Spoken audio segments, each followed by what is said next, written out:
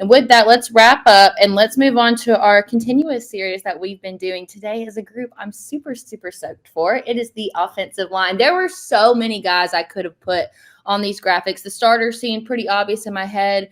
Got a lot in the secondary, but also too this huge crop of freshman offensive line coming through. So let's go ahead and take a look at our first slide here. This is the presumable starters.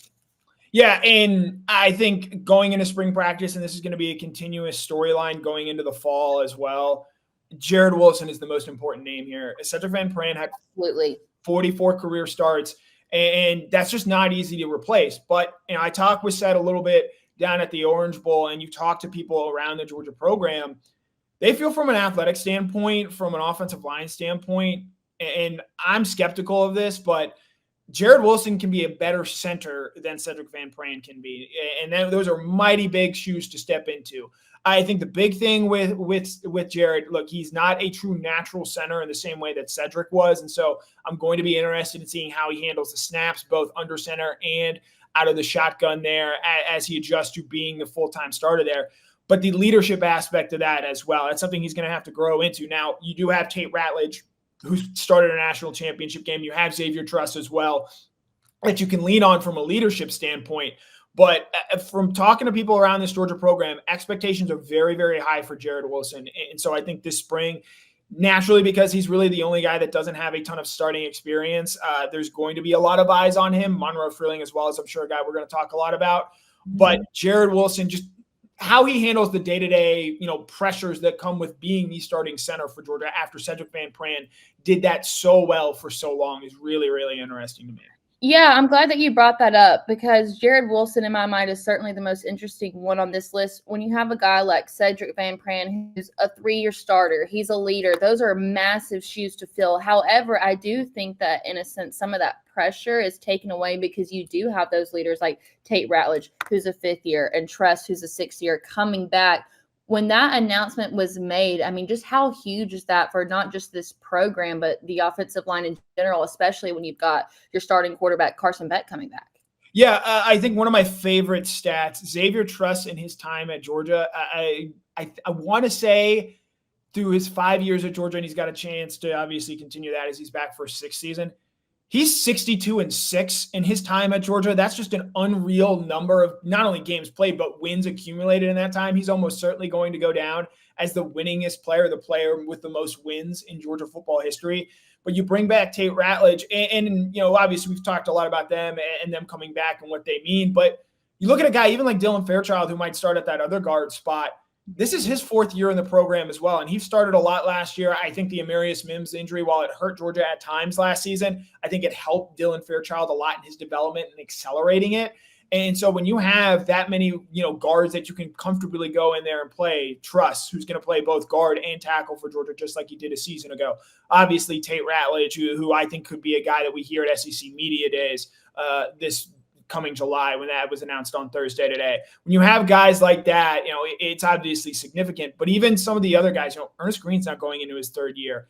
Other than really Monroe Freeling, you've got guys that have been in this program for a while now. And on the offensive line, where beef just matters more, having that sort of age and experience, I think, is critical. And so I think for Georgia, getting guys like Tate Ratledge and Xavier Truss back, even though they have talented players like Micah Morris and Dylan Fairchild waiting in the wings, anytime you can have grown men on your offensive line, I think you absolutely have to take it. So let's hit on Ernest Greene some more. This time last year or during the summer, him and Austin Blaski were battling for that spot, dealt with some injury. Is he the sure starter this time around? Absolutely. I think this is a guy who has a very high ceiling. I don't know if he's going to be quite an NFL left tackle. You might see him potentially move into guard, like maybe you've seen Jamari Sawyer do. But this is a guy that answered a lot of questions coming out, missed his entire pretty much freshman season with a back injury. But only he and Cedric Van Pran were the guys that started all 14 games for Georgia on the offensive line a season ago. So he was able to stay healthy last season. And I think going into his 2nd season now, he's experienced sort of the rigors that come with playing at the SEC. But more than that, his body is just better off now, certainly than it was a year ago coming off a back injury. But then even 2 years ago when he was coming in as a freshman from the highly decorated St. John Bosco out there in California. So I think with Earnest, as he gets into another year of this program and as his body is more developed, I think you're going to see him be more of a power offensive tackle. And you look at some of the guys they've had over the years, Andrew Thomas, Broderick Jones, the left tackle, both first-round picks. I do think that Ernest Greene could potentially follow in that mold, but he, in my mind, is a very different offensive tackle than those two. Those guys were more finesse players. They were athletes, guys that could go win on the edge, but also win as pass protectors. Ernest Greene is one of the best left tackles in terms of run blockers that Georgia has had since Kirby Smart became the head coach of this program back in 2016. And he's certainly a capable athlete out there as well. So this guy is a mauler in the run game. And I think Georgia is absolutely going to use that and pairing him with Tate Ratledge at left guard this season. And that's going to be a very promising duo there on the left side of the line. As of right now, if you had to give the offensive line a grade before we've seen them in spring practice, Connor's classes in session, what would you grade them? My mom is a teacher, and I thought if sports writing didn't work out, I would teach as well. My mom's a teacher too. I'm going to give this group an A, and I think this group can absolutely win the Joe Moore Award. It's about the only thing they haven't done. They've got multiple guys that are going to be playing in the NFL sooner rather than later.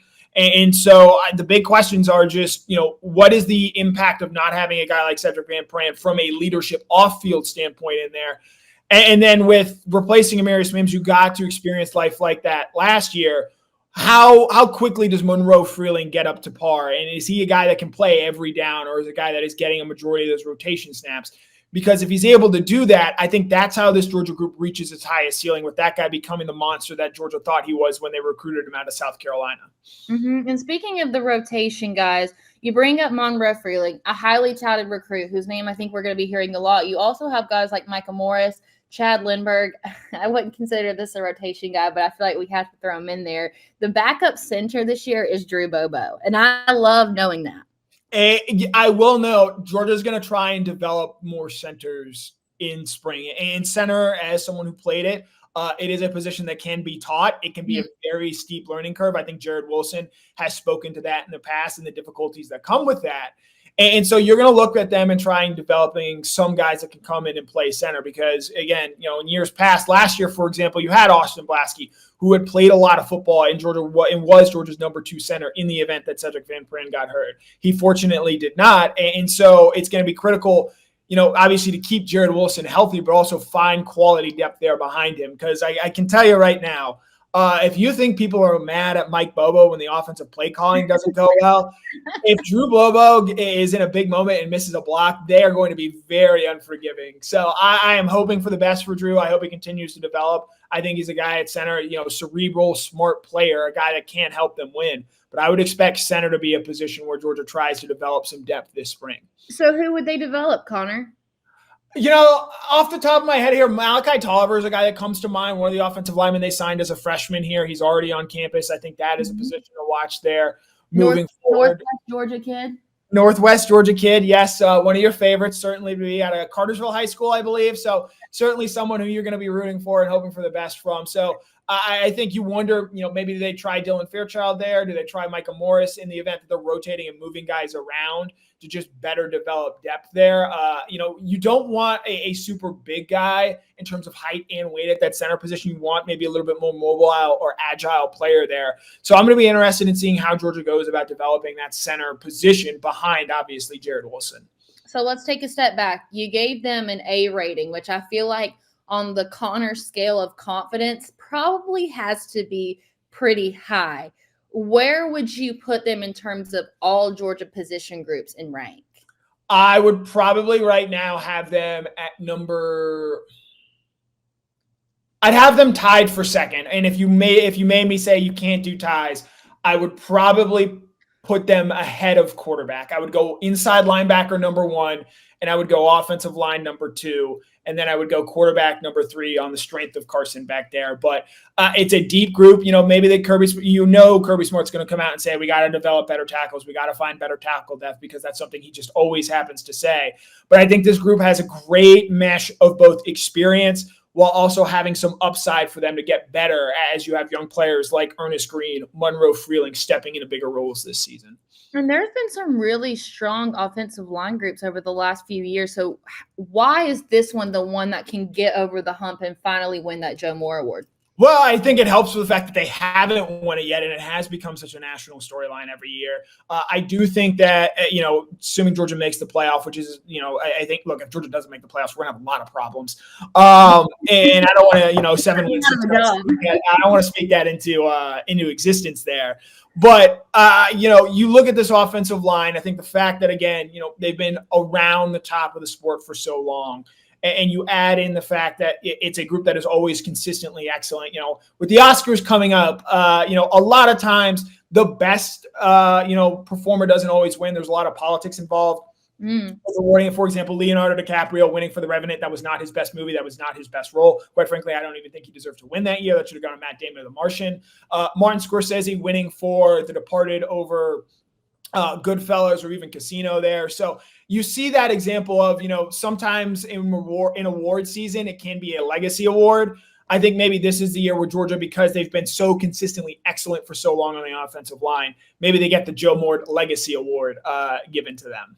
Offensive line, that is a massive position. So next week we are going to cover the defensive line. But this is a group I know you feel strongly about. I think all of DawgNation feels strongly about. You bring in that experience, but also have some young guys that you've been waiting to see, and a crop of freshmen that have big names and big bodies, quite frankly. I know you saw that graphic of their heights and their sizes, and it's honestly mind-blowing that they can still find these guys. I need a full breakdown of like what they eat every single day, because it's just beyond me how big these kids are. But we know they're going to do a good job protecting QB1. So that is our spring position preview for the offensive line. Got more in store for you over the coming weeks.